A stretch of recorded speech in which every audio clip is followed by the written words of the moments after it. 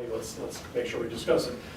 Toni Lee is from Environ Skin Care. They were our first vendor, so which I can't be more grateful to them and Rob Trow. What we'll do is I'll let you give a quick introduction of yourself, and then a little bit about what you're seeing is kind of hot and trending from a skincare perspective.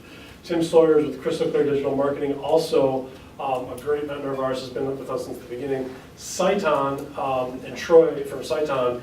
Sciton has been with us for, I think, 2 years now, and they have been a great partner of ours.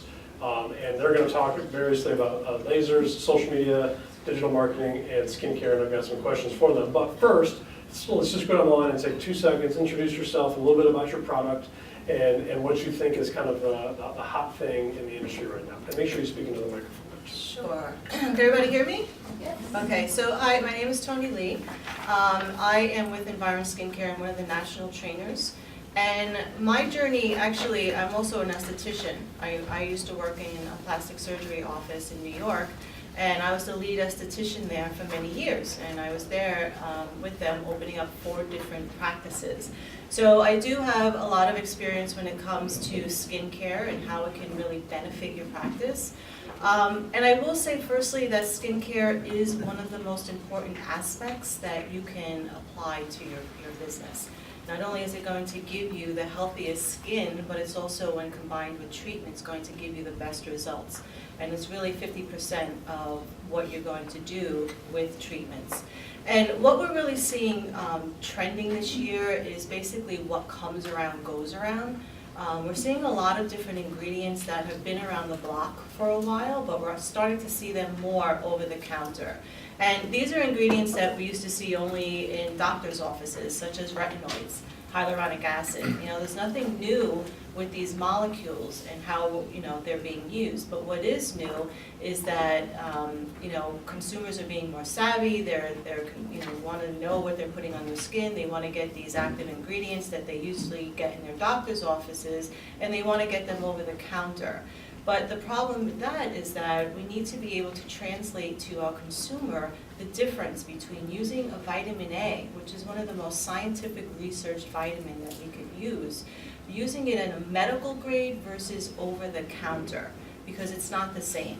The IUs, the doses, which equates to results, is simply not the same. So consumers get very misguided with that. Hyaluronic acid is another ingredient. There's a lot of buzzwords with hydration and plumping of the skin. And hyaluronic acid is a great ingredient. We're going to see it more over the counter. But the thing is that, you know, it is very easily manufactured. It's inexpensive. But with hydration, yeah, sure, we can get hydration with hyaluronic acid, but when it comes to plumping, that's also going to be misguiding. We need to use hyaluronic acid with tools such as microneedling or cosmetic rolling in order to get that plumping effect. So it's really about educating the client as to, you know, marketing claims versus facts. Other trends we're going to see, antioxidants. Antioxidants are huge. They counteract free radical activity. Free radicals cause disease. Other things are probiotics, where, you know, usually probiotics is something that we just ingest, but now we're seeing it topical being used. You know, consumers are going to come out and they're going to claim that they have superfood ingredients and skin-friendly bacteria, and again, this is where it can get very confusing. Cleansers are going to be more pH balanced, which is going to be gentler, less irritating, and we're going to see more home devices such as light therapies and things like that. Now, where all this can play, you know, a problem or play a role in being a problem is, again, there's a lot of BS out there. And it is our obligation to really educate our clients. Having an efficacious skincare line, you need to do your diligence. You need to understand that a scientific-based line that has been clinical studied and also has, you know, is basically evidence-based is going to be your best bet. Just putting on ingredients that are claiming to have, that are going to be superfoods, it's not going to give you the best results. We need to know how is the delivery system? What is the absorption? Is it bioavailable? What is the bioavailability to our skin cells? These are all the things that we need to make sure are in our skincare products to make sure that they're as effective as possible. Great, Tim? Yeah. Hi, good afternoon. And first of all, I want to say thank you to Alex. This is, I think, the 31st meeting that I've attended with AmSpa. They do a great job. I'm always grateful, and I love listening to the folks from Environ. You guys have great products. You have the most beautiful folks, obviously. But I enjoy that. So my name is Tim Sawyer. I'm the president and co-founder of Crystal Clear Digital Marketing. We offer a fully integrated software marketing and training tool for medical practices, primary focus in aesthetics in 4 countries. We have over 300 clients, one of which I have here, the esteemed Dr. Stanley Coro. Great to see you, my friend. And in terms of trends, and it's really neat that you're here today, there's 2 trends that we see in what I'll call the business end of digital marketing. One is that providers, whether they be a plastic surgeon, a cosmetic dermatologist, or a medical spa owner, are realizing that you really have to run your practice like a business. And what you can't do is kind of discount or dismiss the importance of digital marketing and the success of your practice, right? We're going to talk more about this today. But if you accept that 80% of modern consumers, medical consumers, start their search on the internet, then you should be spending 80% of your time, energy, effort trying to capture that consumer. And so if you think about the amount of money, training, and education that goes into becoming a provider, then it would obviously make sense that you would want to educate yourself in these matters and not leave it up to people who may either know or think they know less than you do. So that's one trend. You got to run your practice like a business. And then the second trend is absolutely, and this is where Dr. Coro is in the forefront, is the proliferation of social media, right? So Facebook, Twitter, LinkedIn, Pinterest, Snapchat, Instagram, and if any of those names aren't familiar to you, then you're already behind the curve, okay? And so the real trend is this. Social media is how to monetize social media, right? So it's a 1-2 punch. One is, what are you posting on a day-to-day basis that is driving traffic from the social mediums to your website? That's a really big trend. And if you're doing any type of posting, just go on your Facebook page, try to open up a post that you've done recently, and if it just opens up into a box and you can only either like or share it, you're missing the boat big time, okay? That is a very important trend, is that you drive traffic. The second, and again, this is where Dr. Core is among a very, very small elite group of plastic surgeons, is putting yourself out there. And so for the first time, what social media has offered a practitioner is the ability to connect directly with a modern medical consumer, no filter. So Dr. Cora can go into his operating room and do a breast augmentation, a 45-minute breast augmentation, stream that live on Facebook, and have 4,000 people view that breast augmentation, or a tummy tuck, or a mommy makeover, or doing aesthetic work. So him putting himself out there as a provider, so it does 2 things. One, there is no barriers, right? So he's bringing down the barriers between him and his ultimate consumer. And then secondly, he's giving people a glimpse of what it's like to go into his med spa or his modern practice and experience a treatment. And I think, and I know Alex is going to talk more about the compliance side of that, but really social media, which is the hottest topic trend in all of marketing right now, has for the first time allowed the provider to connect directly with the consumer with no filter, and you can make a lot of money doing that. So. Perfect. So real quick, I just want to introduce myself. My name is Troy. I'm with Sciton Aesthetic Lasers. We are a one-plug, multi-modular platform. As I've talked to some of you, meaning that we could put multiple things in one box and sort of talk to the strengths and the weaknesses of that. Troy, let's actually, how many of you in here are open and are offering vaginal rejuvenation in your practice? So I have. So this is something that is like, when you go to these surgery shows, it is all people talk about. But so Troy, talk about a couple things. What, number one, what is it? And this, we're just going to talk about it, so we're all friends here. This is a safe place. What is it? How long it takes? What are some of the results, and kind of what's happening? Why is this so hot? What does it do for your bottom line? How are people making money on this? Absolutely, absolutely. So, you know, as we all know, typical patient between 35 and 60, premenopausal, postmenopausal. Folks looking for rejuvenation of the vaginal canal, whether that's laxity, dyspnea, or fluidity pieces. What we could do specifically with my device is both resurface and build up that collagen from down below. So it's one of the things that's fully tunable on my device. I can't speak on everybody else, but so whoever's sort of walking through with whatever women's health issue that that they're sort of having or dealing with is something that we can dial the machine into to do either of those, whether we're sort of building the blocks from down below or we're sort of dusting and resurfacing up above. But like I said, the treatment time for my device is 3 minutes, 3 to 5 minutes per pass. So it's very, How much you recommend charging for that? $1,500. So Okay, a and series how of many treatments does it take to get a full? 3. Okay, so 3 treatments. You got a full what?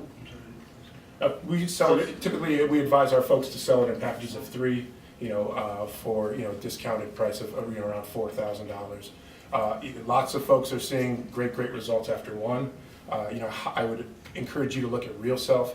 It's the #1 researched procedure and treatment right now on Real Self, the laser vaginal market. So check it out. It's very hot. There's incredible markups, very little downtime. The patient satisfaction is off the charts, literally close to 100%. So if it's something to consider, again, if you can either partner with a woman of the OBGYN practice or something like that, it's a great way to get into that market. Tim, you mentioned a little bit about there's really two things that happen. One is getting people to come to your site, but then the next step is getting them to convert once they go to your site to becoming an actual consult. What are some of the things that you can tell the audience about how to make that happen, and how do you increase your conversions based upon your web traffic? Well, from a social media, and actually you can lump in email marketing. So whether it's email marketing or social media, the #1 thing that you always have to keep in mind is you have to ask yourself why, right? So why are you on Facebook? Why are you on Twitter? Why are you on Pinterest? And the answer shouldn't be because I was at a seminar and someone told me I should do that. That's not a legitimate why. The why is because you want to increase the quantity and quality of traffic to your website and phones. That's the why. Write that down. Increase quantity and quality of traffic.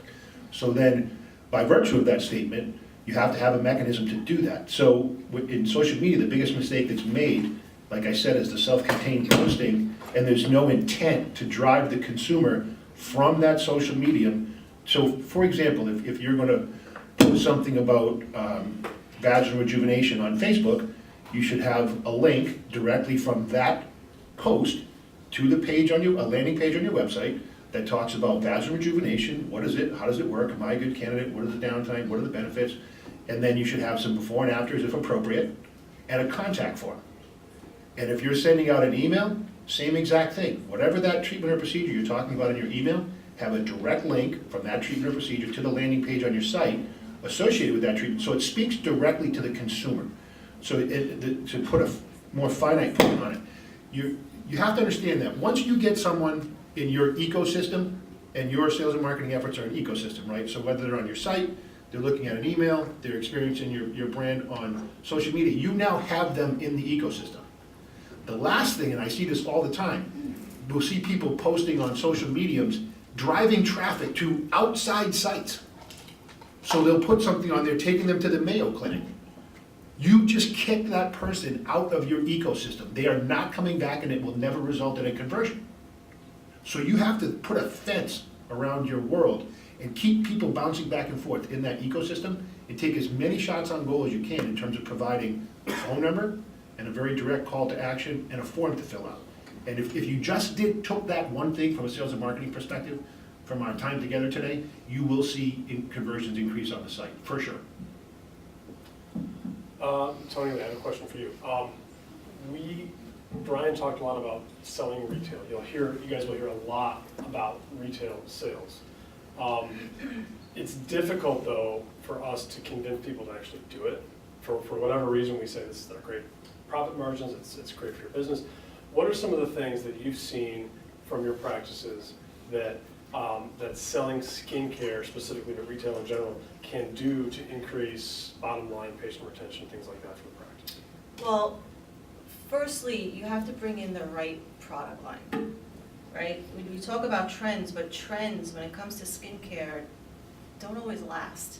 And I stress that because you need to know your science. And if the physicians are too busy, then get a provider in there, an esthetician, somebody who is going to understand the tried and true ingredients that why a skincare line works. And those science-based lines are always going to give you the best results. The healthier the skin, the better the result, the better the outcome. So your clients are going to be happy because they're going to be seeing the results. Those happy clients are achieving these great results and they're going to talk. It's free advertising. But again, you have to bring in a line that is scientifically proven, evidence-based. You know, don't just go with a trend or what somebody else is using down the road. Do your homework and understand the ingredients that our skin cells need to make those necessary changes, to change the physiology of the skin. That's where it's always going to begin. You need to understand how the skin works, what the skin cells need to achieve the best results. So I would say, firstly, bring in a science-based line for the best results possible. But then secondly, education. You need to have your whole staff educated, not just the esthetician who's selling it. You need your receptionist. It starts at the front desk, your providers, your physician. Everyone has to be on the same page and understand how the skincare works, why you're carrying it, and how the client is going to benefit from this. If your staff doesn't know, your clients won't know. That's that's first and foremost. And then also I would let you know that the way to increase profitability is that when you bring in products, that is going to increase profitability on its own, and it's not at the expense of time. When we talk about procedures are going to increase profitability, the time spent with the client. But products are going to stream in revenue, all on its own. You don't have to be in with a client working, doing a treatment, and utilizing your time and efforts. So those are ways that are automatically going to boost your revenue, which is always going to be increasing your bottom line. One thing I'll just add to that, I'm a lawyer. I used to do litigation and trial work. And so it was always based upon, you prove something by getting facts and evidence. And the thing that always amazes me from practices that don't offer their own skincare, whether it's their own line or a line like Environs or whomever, when you do these procedures, taking care of the skin makes the procedure and the result better. And if you don't recommend something to them, they're going to go out to Sephora or CVS and they're going to buy it themselves. And it's going to impact the way that your procedure looks. Isn't that right? Absolutely. So, there's no reason that they should be walking out of your office without buying something that you and your staff recommend. And if the doctor, correct me if I'm wrong, but if the doctor recommends it, or the nurse practitioner, whomever it is that's doing the treatment, people listen. People listen. Can you talk just a little bit about that? Yeah, absolutely. Well, and again, I'm going to talk more about this tomorrow, but when we have well, first of all, it's going to build loyalty, right? Because our clients trust us. And when I was in practice, I never considered myself a salesperson. I couldn't sell you anything. But I had a huge retail percentage rate. And the reason being was because, number one, I'm building relationships, I'm building loyalty with my clients. They trust me. And I was a science buff. I wouldn't bring anything into my practice that I knew wasn't working, that wasn't going to actually work with those skin cells and change the effects of the skin and the physiology. I wouldn't bring it in. I'm not going to waste my time. So with that, it was education. It wasn't selling. I was educating. I was passionate about, and I believed in what I was giving them because I knew it was working. And they kept coming back. Why? Because they were getting their results. And they were talking. And that's free advertising. So I would get more. And we would get more clients and more traffic. So it's really about educating. It's not about selling. It's not about just putting money in your pocket. That's all going to happen. But that would be first and foremost. And I just wanted to piggyback real quick. Pre and post treatment is what you always want to consider with your skincare line. Not just selling them after the products. You want to prep your client's skin. Because again, when you're working with, and it doesn't matter what treatment you're doing, it could be lasers, it could be surgery, facelifts, it could be chemical peels. When you prep your patient's skin, you're going to be working on a healthier skin, which is going to give you a better outcome. You put them, or you keep them on the products to maintain the longevity of their results.